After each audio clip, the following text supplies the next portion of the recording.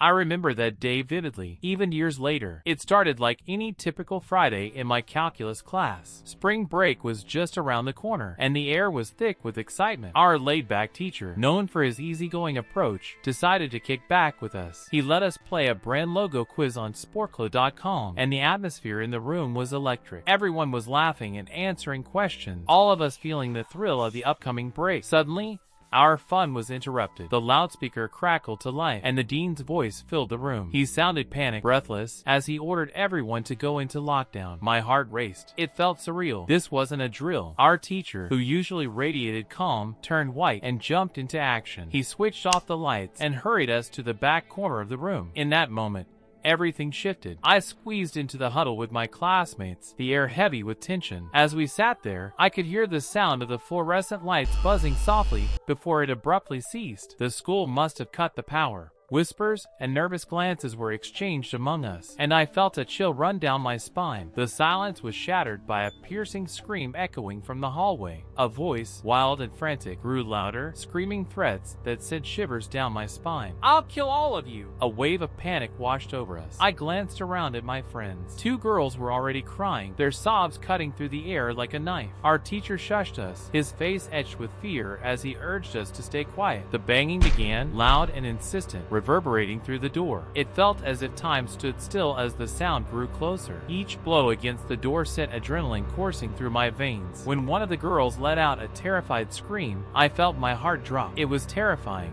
knowing someone was out there, and we had no idea who or what they wanted. After what felt like an eternity, the banging finally stopped. I could hardly breathe, my heart pounding in my chest. A few minutes later, the dean's voice crackled over the loudspeaker again. He explained that a mentally unstable man had entered the building and assaulted a receptionist. I remember the way my stomach sank at that news. The staff wasn't sure if he was armed, and I could feel the fear ripple through the classroom. We were all trapped, with nowhere to go, and rumors began to spread like wildfire. I learned later that a janitor had found the man sleeping in a storage closet, a .44 Magnum tucked away in his pocket. I shivered at the thought. After that experience, things were tense at school. Lockdowns were more frequent, and I could never shake the feeling of dread that lingered after each one. I recall another incident during my middle school years. It was a rainy October day when we were at lunch, and suddenly we heard loud booms echoing through the cafeteria. Initially, I thought it was thunder, but screams soon followed, drowning out the noise. Security rushed in, barking orders for us to move to the multi-purpose room. The urgency in their voices sent chills down my spine. As we filed into the room, the adults were hurriedly drawing the curtains to cover the glass walls. My friend Eric, looking wide-eyed, returned from speaking to one of the adults,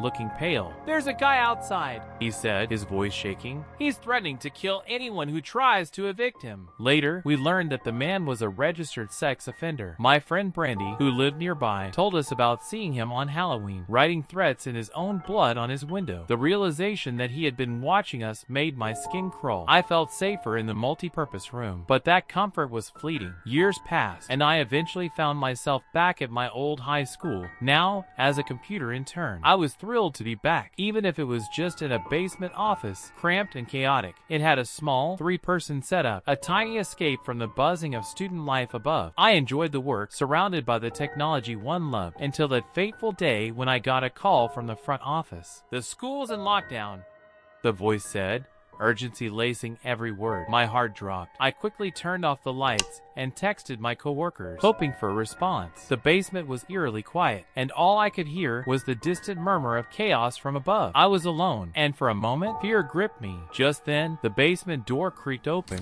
and I tensed. Someone came rushing down the stairs, and my instincts kicked in. I pushed my chair back and crawled under my desk, holding my breath. Whoever it was didn't turn on the light. Silence enveloped me, and I felt a sense of impending doom. My phone buzzed, and I jumped, panicking as I fumbled to check the message. "Dude, don't come upstairs," it said. "There's a guy with a gun, and he's wearing a red shirt." My stomach dropped as I looked up to see the man standing in my office, his face shadowed, but his intentions unclear. Panic rose within me as he asked what was going on. I felt trapped. Before I could respond, I noticed the man's outfit matched what my coworker had described. Every instinct told me to run. The tension was palpable, and I made a split-second decision to bolt for the door. I dashed up the stairs, hearing the distant sound of gunfire behind me. I burst into the chaos above, where police were waiting, ready to catch the intruder just as he emerged from the basement. The aftermath was surreal. I learned later that the man had shot Mr. Buckley, one of our teachers, in the chaos. Thankfully, he survived, but the memory of that gunshot still echoes in my mind. It's a sound that will forever haunt me. Lockdowns became a part of our reality, and each time the lights flickered and the loudspeaker blared, I felt that familiar knot of anxiety. My school, once a place of safety and laughter, now carried the weight of those terrifying moments. I often wonder how many other students share this feeling. How many of us were forever changed by those experiences? Now, every time I hear a loud noise or see a police car nearby, I am reminded of that day, of the fear that gripped us and the uncertainty that lingered long after the danger had passed. The school should be a safe place, but now it feels like a fragile facade, one that could crumble at any moment. And yet, amidst the fear, there's a sense of resilience among us. We carry those experiences, but we also find ways to cope, to support one another, to create a sense of normalcy in a world that often feels anything but. As I move forward in life, I carry those memories with me. They shape my understanding of safety, of fear, and of the fragile nature of the world we live in. But I also carry hope, a desire for change, for better safety measures in schools, and for a future where students can learn and grow without fear. The echoes of the past remind me to be vigilant, but they also inspire me to strive for a better tomorrow.